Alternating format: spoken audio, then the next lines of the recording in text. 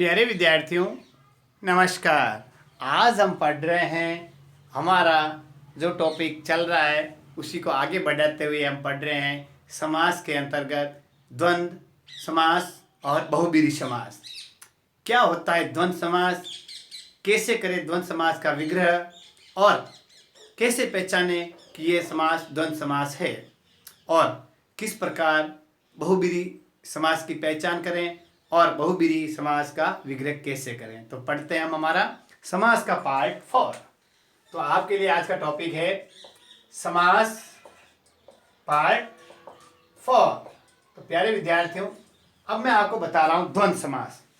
जिस प्रकार हमने हमारे अपने YouTube चैनल शहर हैप्पीनेस संस्कृत एजुकेशन पर पढ़ा है कि हिंदी में और शब्द होता है राम और श्याम, सीता और गीता, दिन और रात, दो अलग अलग अर्थ वाले भिन्न अर्थ वाले शब्द होते हैं।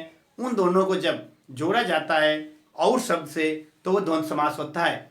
ठीक उसी प्रकार आज हम आपको संस्कृत में बताएंगे कि द्वंद्व समास की क्या विशेषता होती है और द्वंद्व समास में समास विग्रह किस प्रकार होता है।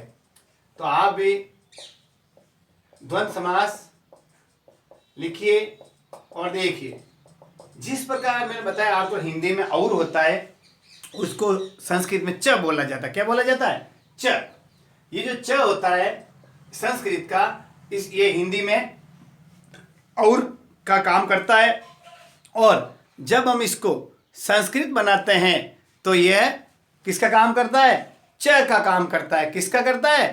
च का काम करता है। ठीक है। तो अब मैं आपको बताना चाहता हूं कि हम पढ़ रहे हैं द्वंद्व समास। तो द्वंद्व समास में किसका प्रयोग होता है? च का। तो अब आपको समझ में आना चाहिए। आज समझ में आ गया आपके? जैसे मैं बताना चाहता हूं, ये जो समास होता है उभय पद प्रधान होता है। उभय यानी दोनों। तो ये देखो, ऐसे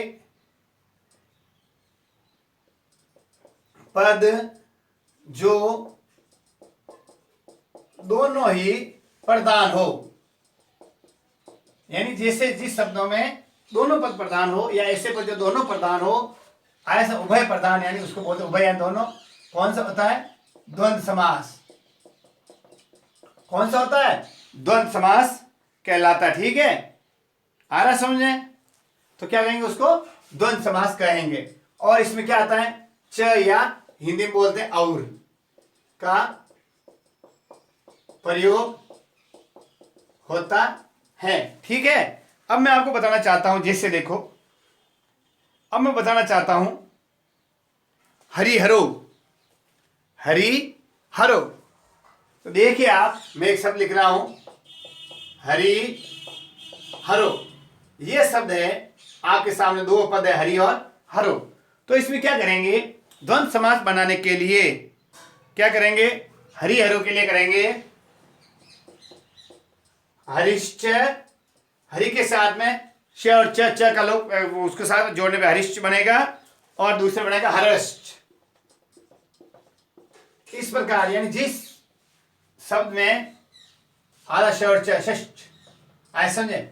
रामश्च श्यामश्च, राम श्यामो, ये पीछे द्वितीय विभक्ति अकारांत पुल्लिंग राम रामो। उसी प्रकार हर हरो, श्याम श्यामो। जब बनाते समय वाक्य में द्विवचन में दूसरा जो शब्द है वो द्विवचन में विभक्ति का प्रयोग करेगा। उसको जब हम विग्रह करेंगे तो ये स और च, हर जब भी आप कोई ऑप्शन में देखें प्रतियोगी परीक्षाओं में स और च आ जाए तो आपको द्वंद्व समास बनाना है। उसको कहना है कि द्वंद्व समास का विग्रह है। जब उसको जोड़ा जाना जाता है तो पीछे हमेशा कौन सा वचन? द्विवचन, क्योंकि दो है इसलिए द्विवचन के रूप में इसको हम हमेशा प्रयोग में लेंगे। ठीक है। अब देखिए आप, आगे मैं आपको बताना चाहता हूं क्या बात है महत्वपूर्ण। इसमें यह होता है जो पद होते हैं किसमें होते हैं? वो सब द्विवचन में। क्या होता है? द्विवचन में दोनों पद जो भी होंगे वो द्विवचन में होंगे। ठीक है। अब मैं आपको महत्वपूर्ण बताना चाहता हूं और इसको मैं समझाने के लिए आपको बता रहा हूं कि जब द्वंद्व समास होता है, इस द्वंद्व समास के कितने रूप होते हैं, इसके उपभाग होते हैं, जो मैं आपको बताना चाहता हूं। द्वंद्व समास का सूत्र है चारते द्वंद्व। चारते द्वंद्व एक सूत्र होता है जहां पर दो या दो से अधिक शब्दों को इस प्रकार प्रयोग किया जाता है जिसमें च छिपा रहता है। क्या होता है? च बीच में छिपा रहता है। और इसको हम द्वंद्व समास की पहचान करने के लिए और लगा, जैसे हरि हरो, हरि और हर, हरि और हर, हरिश्च हरश्च, इस प्रकार ये हमने आपको अब इसके मैं तीन भेद बता रहा हूं, समझना आप। द्वंद्व समास के तीन भेद होते हैं, देखिए आप भी समझिए, जब आपको अच्छी तरह समझ में आ जाएगा कि कौन से शब्द होते हैं जिन्हें हम द्वंद्व समास में लेते हैं। पहला है इतरेतर। इतरेतर द्वंद्व समास, इसमें क्या होता है मैं आपको महत्वपूर्ण बताना चाहता हूं कि जब इत्र के योग से मिलते हैं दोनों, किसके योग से? इत्र के योग से, और पद एक में अन्वय होगा तो इतरेतर योग होगा। इसमें शब्दों की संख्या के अनुसार अंत में वचन होगा। जितने शब्द होंगे, यानी एक वचन होगा तो एक, दो होंगे तो द्विवचन, और दो से ज्यादा होंगे तो बहुवचन का प्रयोग हम इसमें करेंगे। ऐसा समझे? तो द्विवचन और बहुवचन हो सकती है। और च लगाया जाए, जैसे मैं बताना चाहता हूं, देखो इतरेतर में बताना चाहता हूं क्या होता है। वचन कौन सा होता है? द्विवचन या बहुवचन। और ध्यान रखना, जैसे देखो रामश्च, देखो लिखो, आप भी लिखो आराम से। क्या लिखा मैंने? रामश्च कृष्णश्च, ये देखो द्विवचन है, दोनों क्या है? तो द्विवचन है, तो द्विवचन क्या आएगी? राम और कृष्ण, करांत है, तो राम श्यामो, जिस तरह मैंने बताया था। तो यहां क्या आ गया? राम कृष्णो। क्या होगा? राम कृष्णो। तो कैसे लिखेंगे इसको? देखो राम कृष्णो, दो है तो द्वितीय विभक्ति, राम और कृष्ण। हिंदी में क्या कहेंगे इसको? राम और कृष्ण। तो इसका राम कृष्णो द्वंद्व समास का इतरेतर उपभेद है। और राम कृष्णों का हम समास विग्रह करेंगे तो रामश्च कृष्णश्च आएगा। यदि रामश्च कृष्णश्च का समास बनाएंगे तो राम कृष्ण आएगा। और ये इतरेतर का एक भाग होता है, समझे? इसमें दो वस्तु होती है, दोनों भी, दो जो पद होते हैं दोनों एक समान होते हैं, ये इतरेतर इसमें आएगा। जैसे और बताना चाहता हूं, धर्मार्थो धर्मश्च अर्थश्च, जन्म मरणो जननम च मरणम च, सूर्य चंद्रो सूर्य च चंद्र च। देखो सूर्य चंद्रो, तो क्या होगा? सूर्य च चंद्र च। इस प्रकार आपको ये क्या करना है? समास विग्रह हम इसको करते हैं। अब मैं बताना चाहता हूं, महत्वपूर्ण बात है द्वंद्व की, इसमें गी संज्ञा का शब्द होता है। जैसे हरि हरो में हरिश्च हरिश्च, हरि करांत होने के साथ में ची का प्रयोग होता है, हरिश्च। हरि हरो, हरि करांत है हरिश्च, और यह अकारांत है हरिश्च हरश्च, इस प्रकार होगा। दूसरा होता है अजादांतम, अर्थात आजादी और अदंत जो पद के पूर्व पद का प्रयोग होता है, ईश कर्षणो। तो क्या होगा? ईश्च कर्षणश्च, जहां ई शब्द आजादी है और कर्षण क्या है? अकारांत है। और अगला है अल्पाचत्रम। क्या होता है? अल्प और अच के हिसाब से जो थोड़े स्वर भी होते हैं उसमें द्वंद्व समास के, जैसे शिव केशवो, शिव केशव। तो क्या होगा? शिवश्च केशवश्च, इसमें विग्रह में शिव क्या है? अल्पचार है, अतः शिव का पूर्व प्रयोग हुआ है। अब दूसरा है समाहार द्वंद्व। दूसरा है समाहार, जो द्वंद्व का भाग है। इसमें क्या होता है? बहुत सारे पद होते हैं। इसमें क्या होता है? बहुत सारे पद होते हैं उसमें। जैसे देखो पाणिपादम, देखो पाणिपादम मैं लिख रहा हूं आपको, पाणिपादम, ये जो शब्द है समाहार द्वंद्व समास का रूप है। इसमें आपको समझना ही होगा कि समस्त पद के अंत में क्या होता है? हमेशा नपुंसक लिंग होता है। क्या होता है? नपुंसक लिंग एक वचन होता है। ध्यान रखना, इसमें क्या होता है? नपुंसक लिंग और एक वचन जो अंतिम होगा किसमें आएगा? एक वचन में आएगा। जैसे पाणिपादम का हम विग्रह करेंगे तो आपको क्या पता है? बताऊं, ये होगा पाणोश्च पादो, पाणोच पादोच ऐशाम समाहार, पाणोच पादोच ऐशाम समाहार। आया समझे? पाणो च पादो च एशाम समाहार। ये जो बना है इस तरह हमने इसका जो समाहार समाहार आया ना शब्द, ये समाहार, इसके योग से हमने ये समाहार द्वंद्व समाज आपके सामने बताया। ठीक है, इस बात जैसे बता रहा हूं, आप एक और लिखिए अहोरात्रम अश्च रात्रिश्च। अब दूसरा एक शेष द्वंद्व, तीसरा कौन सा है?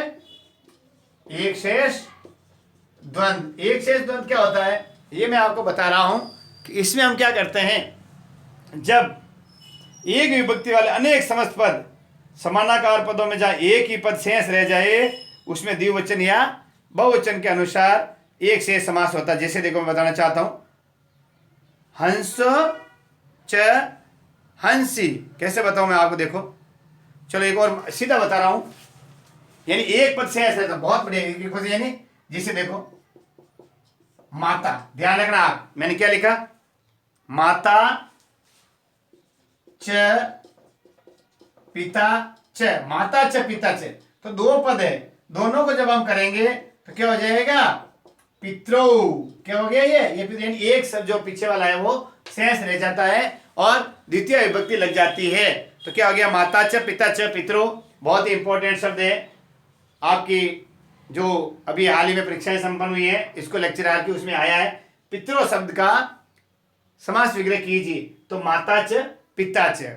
उससे पहले पूछा गया था माता च पिता च का कौन सा समास है, तो च आते ही समझ में आ गया कि ये द्वंद्व समास है जो एक शेष इसका उपभेद है। माता च पिता च का समास बनाइए तो पितृ बन गया। ऐसे ऐसे उदाहरण में आपको समझ में आ गया कि जब दो शब्द होते हैं, दो में से एक शेष रह जाता है, शेष को हम द्वितीय विभक्ति लगा देते तो वो एक शेष द्वंद्व बन जाता है। जैसे मैं एक उदाहरण और बता रहा हूं आपको, लिखो आप देखो, वृक्ष वृक्ष, देखना आप, वृक्ष वृक्ष, तो दोनों वृक्ष, दो दो वृक्ष है, पेड़ और पेड़, वृक्ष और वृक्ष, तो क्या हो गया, क्या हो गया, वृक्षो। क्यों, अकारांत पुल्लिंग है तो क्या हो गया, वृक्षो। आया समझ, ये हो गया वृक्षो। अब मैं एक और बताना चाहता हूं, सुनना आप, हंसी च हंसच, हंसी च हंसच का क्या हो गया, हंसो। तो ये आपके अच्छी तरह समझ आ गया होगा कि द्वंद्व समास में क्या होता है, च का लोप होता है और इतरेतर, जिसमें दोनों क्या होते हैं, द्विवचन या बहुवचन होते हैं, और समाहार में नपुंसकलिंग बहुत सारे एक या एक से अधिक होते हैं, और एक शेष में दो होते हैं या तीन होते हैं, उनमें जो पीछे शेष बचता है वो एक शेष द्वंद्व में आता है। अब मैं इसके साथ ही आपके लिए बहुत ही इंपॉर्टेंट जो हर परीक्षा में उनसे सवाल पूछे जाते हैं वो अगला समास ले रहा हूं, बहुब्रीहि समास। लिख लीजिए आप, ये लिख लिया आपने, तो अब मैं आपके लिए अगला ले रहा हूं बहुब्रीहि समास। बहुब्रीहि समास क्या होता है कि ऐसा समास जिसमें पूर्व पद और उत्तर पद दोनों ही प्रधान नहीं होते हैं, अर्थात यानी दोनों पदों का कोई अर्थ नहीं निकलता है और अन्य पद ही प्रदान हो जाता है। जैसे पीतांबर, पीले वस्त्र है जिसके, तो पीले तो पीला हो गया, अंबर यानी वस्त्र हो गया, तो दोनों अलग अलग शब्द करें तो पीले और वस्त्र, पीला वस्त्र दोनों का कोई संबंध नहीं है, लेकिन इसका अन्य लगाया अर्थ लगाया जाता है, पीले वस्त्र है जिसके, अर्थात विष्णु। लंबोदर, लंबा और उदर, लंबा पेट है जिसका, श्री गणेश। गजानन यानी क्या, हाथी का मुख है जिसका, आनंद मुख होता है, तो हाथी का मुख किसका है, गणेश। तो इस प्रकार जो आप अन्य अर्थ प्रदान हो वो अपन किसमें लेंगे, बहुब्रीहि समास। आप भी लिखिए, अब मैं आपके लिए ले रहा हूं बहुब्रीहि समास, बहुत ही इंपॉर्टेंट है और महत्वपूर्ण है। सीधा इसमें लिख लीजिए आप, ऐसा समास जिसमें अन्य पद प्रदान हो, अन्य पद प्रदान हो यानी अन्य अर्थ निकलता हो, जैसे आप क्वेश्चन में समझने के लिए अन्य अर्थ, ऐसे कोई भी हम वाक्य में देखेंगे उन शब्दों के अलावा वो अलग ही एक अलग अर्थ उसमें से निकलेगा, जो सोचेंगे वो नहीं हो पाएगा, उससे हम क्या कहेंगे, बहुब्रीहि समास कहेंगे। समझ आ गया आपको, यानी जिस समास में अन्य पद की प्रधानता हो वो बहुब्रीहि होता है, जिसमें न तो पूर्व पद प्रदान हो और न ही उत्तर पद प्रदान हो, दोनों मिलकर के एक नए अन्य तीसरे पद को अर्थ बताते हैं। जैसे देखो मैंने बताया पीताम्बर है, देखो सीधा मैं आपके लिख रहा हूं पीताम्बर है, तो पीताम्बर का अन्य क्या हो गया? विष्णु। ये पीताम्बर शब्द है, बहुब्रीहि है। इसका अन्य अब देखो, अब इसमें अपन बहुब्रीहि समास में किस प्रकार समास स्वीकार करेंगे? पीतम अंबर यस्य स, तो पीतम अंबरम यस्य स लिखिए। आप भी देखिए, विग्रह करने के लिए क्या लिखेंगे? पीतम अंबरम यस्य स, यानी पीले वस्त्र है जिसके, अर्थात विष्णु। इस प्रकार ये पीतम अंबर यस्य स जो मैंने आपको लिखवाया है वो आपके लिए बहुब्रीहि समास का उदाहरण है। ठीक है ना? तो इस प्रकार आपको ये समझ में आना चाहिए कि मैंने आपको किस प्रकार बताया। अब मैं आपको बताना चाहता हूं, इसमें देखो पीतम और अंबर, जैसे पीत अंबर है, पीत प्लस अंबर, ये आपको बता रहा हूं, दो पद है। पीत और अंबर दोनों का अलग अलग कोई मेल नहीं है। पीला और वस्त्र दोनों अलग अलग है, पीला और वस्त्र दोनों ही अलग अलग अर्थ में अपना अपने, जैसे पीला रंग का द्योतक है, वस्त्र जो पहनने के संबंधी वस्तु है, तो पीला वस्त्र दोनों का कोई मेल नहीं है। लेकिन इन दोनों को मिला दिया जाए तो पीताम्बर, जिसका हम अन्य अर्थ लगाते हैं पीले वस्त्र है जिसके अर्थात विष्णु। इस प्रकार हम अपन इसको समझेंगे कि यह बहुब्रीहि समास में आता है। अब मैं एक बात और महत्वपूर्ण आपको समझाना चाहता हूं। बहुब्रीहि समास, जैसे मैं दस आनन यस्य से, अब देख रहा दस आनन में आपको समझ में आ गया होगा कि 10 आनन, 10 भाई संख्यावाची शब्द है नहीं, लेकिन इसका जब संख्यावाची शब्द में अन्य अर्थ नहीं निकलता हो तो वो होता है द्विगु, और यदि संख्यावाची शब्द में अन्य अर्थ निकल जाए तो वो कौन सा हो जाएगा? बहुब्रीहि समास। ठीक है ना? तो बहुब्रीहि समास के लिए मैंने आपको समझा रहा हूं कि कैसे हम इसको करते हैं। अब बहुब्रीहि के भी मैं आपको भेद बता रहा हूं, बहुब्रीहि के भी भेद समझा रहा हूं कि किस प्रकार हम बहुब्रीहि समास के अंदर इसका प्रयोग करते हैं। तो बहुब्रीहि समास लिखिए, आप देखिए मेरे पीछे पीछे, ये मैंने उदाहरण आपको समझा दिया। यहां लिखिए बहुब्रीहि। बहुब्रीहि के भेद है, इसमें भी आपको देखना है, इसके 4 भेद है। ठीक है, एक एक भेद का मैं आपको विस्तृत अध्ययन करवा रहा हूं। सबसे पहले होता है आपके कौन सा? देखो सबसे पहले समानाधिकरण बहुब्रीहि। देखो नाम से ही पता चल जाता है, समानाधिकरण बहुब्रीहि। इसमें क्या होता है मैं आपको बताना चाहता हूं कि जब दोनों पदों में समानाधिकरण, हमने पहला पढ़ा था, समानाधिकरण कर्मधारय और व्याधिकरण आया ना, समानाधि और व्याधि, किसमें? तत्पुरुष में, जिसमें क्या होते हैं दोनों पद, जितने भी पद होता है उन सब में एक समान विभक्ति होती है। तो हमेशा इसमें कौन सी होती है? प्रथमा विभक्ति होती है। ध्यान रखना आपको, क्या आएगा? प्रथमा विभक्ति होगा। अब जैसे देखो पीताम्बर का मैंने आपको बताया। अब जैसे इसमें क्या होता है, सुनना आप, इसमें कर्ता को छोड़ करके कर्म करण कोई भी हो सकता है, कर्ता को इसमें छोड़ा जाता है, और हमेशा प्रथमा विभक्ति, अधिकतर प्राय इसमें प्रथमा विभक्ति का प्रयोग होता है। ध्यान रखना, प्रथमा विभक्ति लगती है, और कर्ता के अलावा सभी कार्य काम करते हैं। आए सब, जैसे मैं आपको एक एक उदाहरण में बता रहा हूं। जैसे आप लिखिए, देखो प्राप्तोदक, तो क्या है? प्राप्तम उदकम यशेष। करण के लिए हता शत्रु, यानी हत शत्रु अर्थात राजा, हत शत्रु यानी राजा। आया समझे? जैसे मैं आपको समझा रहा हूं, देखो मैं आपको समानाधिकरण में बता रहा हूं कि जब समास में पूर्व पद और उत्तर पद दोनों पदों में कौन सी विभक्ति हो? प्रथमा विभक्ति। ध्यान, एक समान विभक्ति होनी चाहिए। जैसे मैं आपको बताना चाहता हूं, हत शत्रु,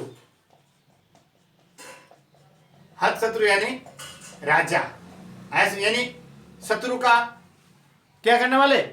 अंत करने वाले। हत यानी हत्या करने वाले या शत्रु का नाश करने वाले। आया समझे? तो आया क्या इसका होगा? हता शत्रु येंस। इसका क्या लिखेंगे? हता शत्रु येन स। इस प्रकार जो हत शत्रु, हत और शत्रु दोनों में प्रथमा विभक्ति लगी है, तो हता शत्रु येन स, जो शत्रु का हंत करता है, अर्थात अंत, जो शत्रु को हटाता है, वो मारता है या फिर शत्रु का विनाश करता है, शत्रु से बचाता, वो है राजा। ये इस प्रकार मैं आपको बताना चाहता हूं। देखो चतुर्मुख, चतुर्मुख में चतुर और मुख में दोनों में प्रथमा विभक्ति है। चतुर्मुख कौन होता है भाई बताइए आप? ये चार मुख है जिसके ब्रह्मा, तो ये इसका अन्य अर्थ निकला। लेकिन चतुर यदि आप यह समझते हो संख्यावाची है, लेकिन चतुर्मुख का एक अन्य अर्थ निकलता है, इसीलिए ये बहुब्रीहि समास है, ये द्विगु समास का रूप नहीं हो सकता, ठीक है ना। तो चतुर्मुख में आ गया ब्रह्मा, तो क्या करेंगे इसका? चत्वारि मुखानि यस्य से, बहुत महत्वपूर्ण, देखो ध्यान रखना, चत्वारि मुखानि यस्य स, चत्वारि और मुखानि दोनों में एक समान विभक्ति का प्रयोग हुआ है। उसी प्रकार ये समानाधिकरण के अंतर्गत जब हम एक ही विभक्ति का प्रयोग दोनों पदों में करते हैं तो वो समानाधिकरण के अंतर्गत आता है। अब मैं और बताऊं, जैसे दशानन, तो दस आनन यस, दशानन, दस और आनन, रावण। अब देखो आप बताना चाहते हो पतित पर्ण वृक्षा से, तो पतित पर्णम यशात स। अब दूसरा है, ये तो हो गया समानाधिकरण। दूसरे हिस्से का उल्टा क्या है? व्यधिकरण। क्या है? व्यधिकरण में क्या होगा? देखो व्यधिकरण में उल्टा होगा, यानी दोनों पदों में अलग अलग विभक्ति होगी। क्या होगी? अलग अलग विभक्ति का प्रयोग होगा, यानी पूर्व पद और उत्तर पद में अलग अलग विभक्ति का प्रयोग होता है। आया समझे? तो जैसे मैं बताना चाहता हूं, देखो अब मैं बताना चाहता हूं सूल पानी। देखिए आप, सूल पानी क्या होता है? शिव। क्या है? शिव। तो सूल पानी का क्या करेंगे? जब समास विग्रह करेंगे तो क्या होगा? शूलम पाणो यस्य स। देखना, शूलम, ये लिखवा देता हूं आपको, शूलम पाणो यस्य स। तो शूलम पाणो यस्य स यानी शिव। तो शूल पाणी भी आपके बहुब्रीहि समाज का व्यतिकरण रूप है, जो बहुब्रीहि के अंतर्गत आता है। और बताऊं, जैसे देखो चंद्रशेखर, तो क्या होगा? चंद्रशेखर भी शिव, यानी चंद्रशेखर यशेष, जिसके सिर पर चंद्रमा है। धनुष्पाणी, धनु पाणो यशेष, जिसके हाथ में धनुष है, श्री राम। इस प्रकार रघुकुल जन्मा रामचंद्र, रघुकुले जन्म यशेष, राम, लक्ष्मण, भरत और शत्रुघ्न, ऐसे हो सकता है। अब मैं बताना चाहता हूं तुल्य योग बहुब्रीहि। तीसरा, तुल्य योग बहुब्रीहि, ये बहुब्रीहि का तीसरा रूप है जो मैं आपको बताना चाहता हूं। इसमें क्या होता है? सह शब्द आता है। क्या आता है? सह, बहुत ही महत्वपूर्ण है। सह यानी साथ में, जब हम सह शब्द का प्रयोग किसी समास के साथ करते हैं तो वो बहुब्रीहि समास के अंतर्गत, जैसे देखो सपुत्र, सपुत्र क्या आ गया? पुत्रेण सहित, पुत्रेण सहित। इस प्रकार अब आएगा सादरम, तो आदरेण सह विद्यमानम, सादरेण का क्या हो गया? आदरेण सह क्या हो गया? विद्यमानम। सपत्निक क्या हो गया? पत्निया से वर्तमान, सपत्निक, सपत्निक क्या हो गया? पत्नी सह वर्तमान, पत्निया, पत्निया सह वर्तमान। अब आगे चौथा इसका उपमा, यानी जब किसी पूर्व पद और उत्तर पद में उपमान और उपमा यानी उपमा दी जाती है और उस उपमा में अन्य अर्थ निकलता है तो वो बहुब्रीहि के अंतर्गत आता है। जैसे मैं बता रहा हूं, पाषाण हृदय, पाषाणवत हृदय यस्य स, चंद्रमुखी, चंद्र एवं मुखम यस्य स। इस प्रकार जैसे चंद्रमुखी क्या आएगा? इसका जब हम चंद्रमुखी शब्द उपमान से संबंधित है, क्या? उपमान वाचक, इसको क्या बोलते हैं? उपमान वाचक चंद्रमुखी इसका उदाहरण में है, तो क्या आएगा? चंद्र एवं मुख यस्य स। क्या होगा? चंद्र इव मुखम यस्य स, चंद्रमा के समान मुखम, तो क्या कहते हैं? पार्वती कह सकते हैं। आए समझे? इस प्रकार जो मैंने आपको समझाया है ये हमारा बहुब्रीहि बताया।